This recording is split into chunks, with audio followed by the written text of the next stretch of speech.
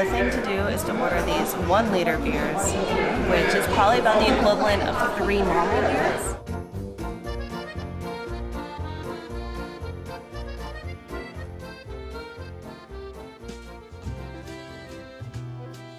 So we are here in Munich and we're about to go around and explore. We've grabbed a couple pretzels to get us started, and we're starting here in Marienplatz. Let's go explore Munich.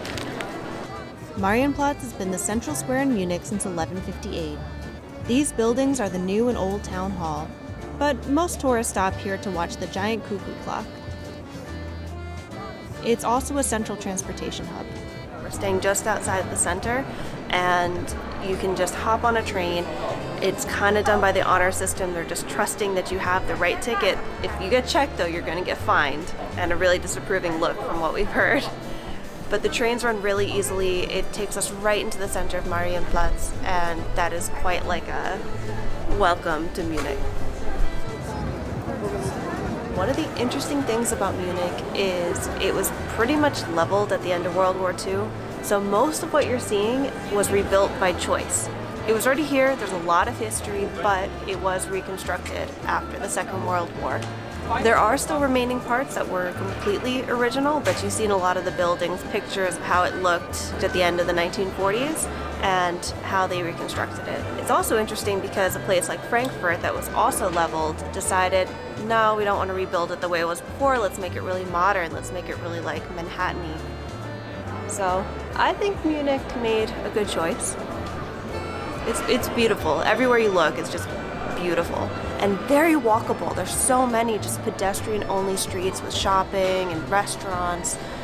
I can't imagine why you'd need a car here. And after walking around Munich for a few hours, there's really only one reasonable thing to do.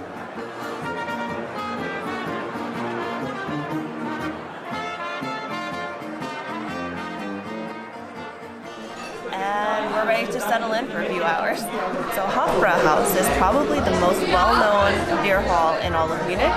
It is definitely touristy, but a lot of fun. It used to be the official brewery of the king, and it is a state-run beer house, which is kind of mind-blowing.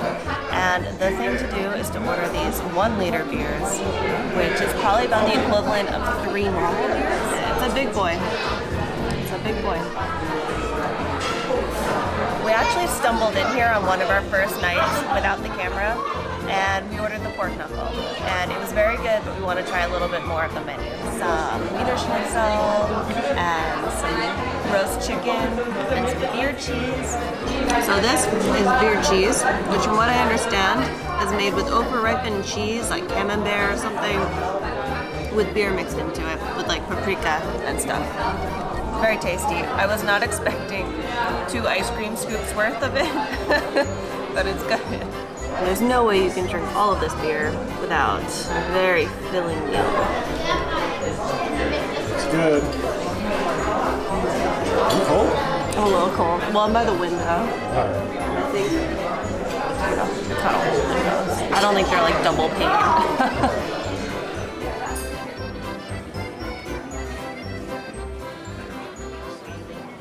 Despite there being 3 floors and an outdoor garden, Hofbrauhaus can get very crowded, and it's not uncommon to circle the beer hall several times looking for a free spot to open up.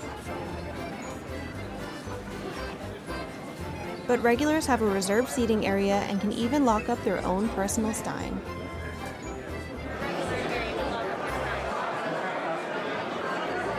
If you've enjoyed the beer hall for a few hours, you might want to consider doing something a little unusual in Munich.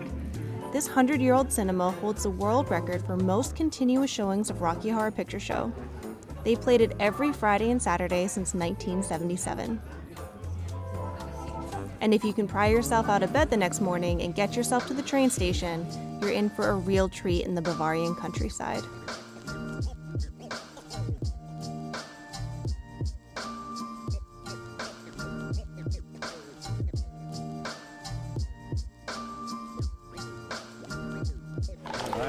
So the unofficial mandatory day trip from Munich is to come out and see Neuschwanstein Castle. I'm sure I'm mispronouncing. It is a gorgeous day today. You can just see the leaves starting to change color. We're walking up. You can also take a carriage up. And the other thing that I did not realize is you have the most epic fairy tale castle you've ever seen behind you, and then behind Ofer is just another castle. So you can actually see both very easily in the same day. It's about 1.5 kilometers from the ticket office to the castle, and the hill is fairly steep. The carriages can get you up in about 10 to 15 minutes, but you'll still need to walk the last 15 minutes yourself.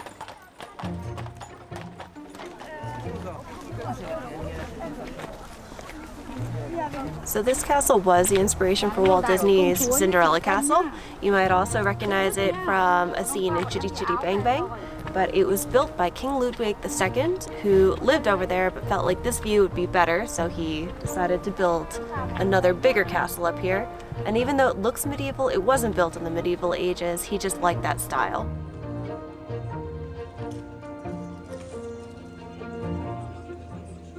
While you're probably familiar with the image of Neuschwanstein, it's worth taking a look at its creator, King Ludwig II.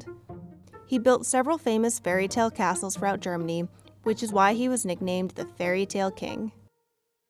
Even the magnificent residence palace in Munich somehow became more impressive under his rule. He built a winter garden on the rooftop featuring a lake, a Moorish kiosk, and a panorama of the Himalayas.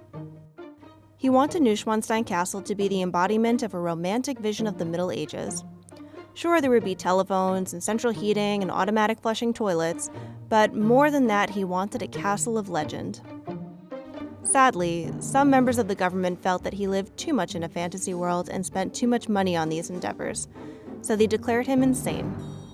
He was taken from the incomplete Neuschwanstein Castle by force and died the next day under mysterious circumstances. In the end, Ludwig II lived in the uncompleted palace for a total of only 172 days. But even back in 1866, everyone was eager to visit the fairy tale castle. So it was open to paying tourists less than 6 weeks after his death. And although this was an extremely expensive project, it actually paid for itself by 1899 due to the new tourism income. And if castles aren't really your thing, there are miles of hiking around the area, including this highly Instagrammable bridge viewpoint, which was sadly closed to construction on the day we went. Even though we didn't go on a planned hike, we did end up walking quite a bit, including the 30-minute walk to get from Neuschwanstein to Hohenschwangau. So just to give you an idea, this is where King Ludwig grew up. He spent the summers here. And that's where he built his castle. So that means that he grew up his whole life here, looking out at that hill, being like, you know what? I like this castle, I like the location, but maybe just a little to the right. It's so close. We walked here on foot. King Ludwig II's father built this castle, and clearly he also loved medieval Germany. Walking around here, you can see why Ludwig was dreaming of knights and castles on the hillside as a child. This is a must-do day trip from Munich, and after a long day of exploring castles, I highly recommend checking out more of the beer halls back in Munich, like Spatenhaus, right in front of the Munich residence. Thank you for watching. If you enjoyed this video, don't forget to comment, like, and subscribe, and we'll see you next week. Auf Wiedersehen!